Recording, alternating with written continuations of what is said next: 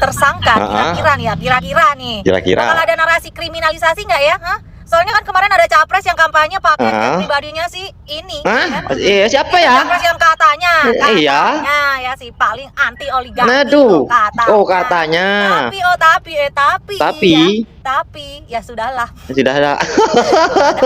Narasi kriminalisasi. Assalamualaikum warahmatullahi wabarakatuh. Waalaikumsalam warahmatullahi wabarakatuh.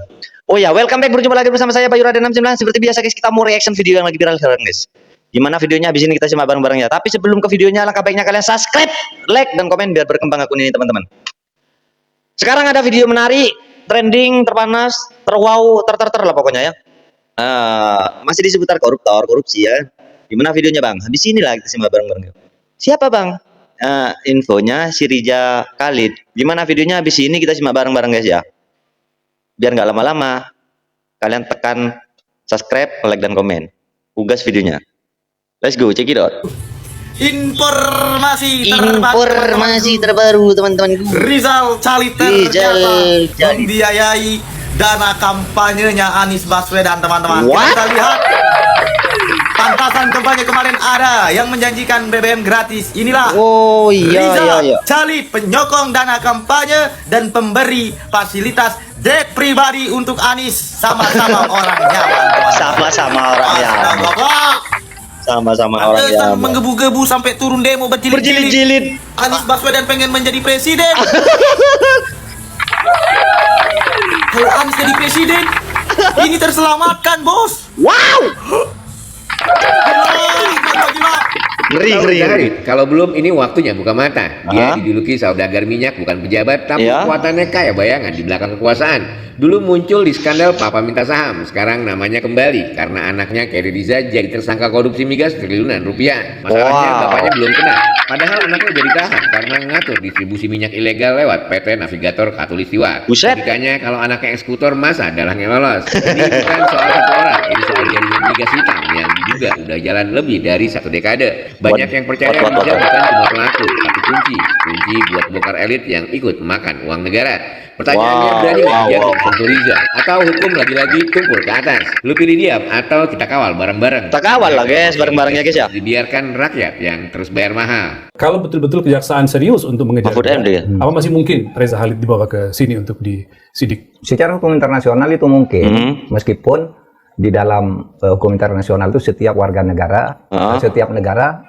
wajib melindungi warga negaranya kan gitu. Nah persoalannya sekarang kan ada isu Riza Khalid itu punya 2 kewarganegaraan. Ada informasi begitu? Ada informasi.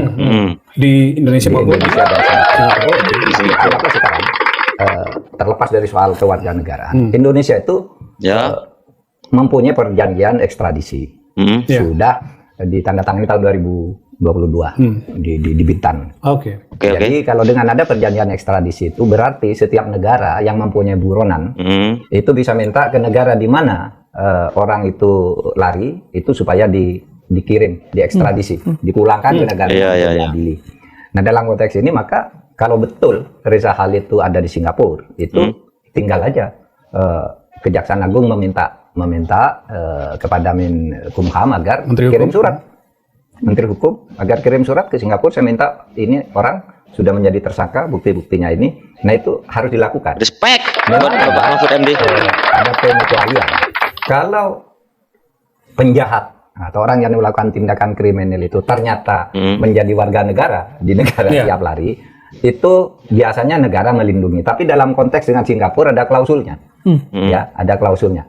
Pemerintah Singapura tidak akan menolak permintaan Indonesia untuk ekstradisi jika yang bersangkutan melakukan kejahatan besar. Oh ada klausul itu? Ada. Pencucian uang, 2 korupsi, perdagangan orang, narkoba ada berapa? Ada 5 atau 6 itu. Itu meskipun warga negara sana lalu melakukan kejahatan di negara lain dan negara lain itu minta ekstradisi berdasar perjanjian itu bisa tinggal diplomasi kita. Tapi saya kira Kejaksaan Agung benar sekarang. Dia masih dalam tahap meminta yang bersangkutan menyerahkan diri dan yang bersangkutan DPO. Asumsinya dia berada di dalam negeri. Asumsi dulu. Asumsinya begitu. Karena tidak tahu ada di luar negeri kan. Asumsinya. Oleh sebab itu Kejaksaan Agung menyatakan permintaan cekal dulu, jangan keluar. Kalau ternyata tidak ada, sudah di luar gitu, baru ekstradisinya, kan gitu. Ya. Menurut kalian gimana guys? Komentar sebanyak-banyaknya ya guys ya, biar berkembang akun ini teman-teman. Biar saya bisa mengasih informasi-informasi terbaru buat kalian guys. Yang sudah subscribe terima kasih banyak-banyak, yang sudah like terima kasih banyak-banyak. Semoga kalian tetap dalam lindungan Allah Subhanahu Wa Taala. Semoga kalian dilancarkan rezekinya, saya selalu dimudahkan segala urusannya. Amin. Udah lagi ya, cukup sampai di sini dulu perjumpaan kita. Insyaallah besok atau lusa kita jumpa lagi dengan topik yang sama, tema yang sama di seputar berita-berita yang wow, yang trending, yang viral ya kan. Udahlah nggak capek lah guys, gak usah banyak-banyak lagi guys ya. Bye bye. Pening kali ya guys.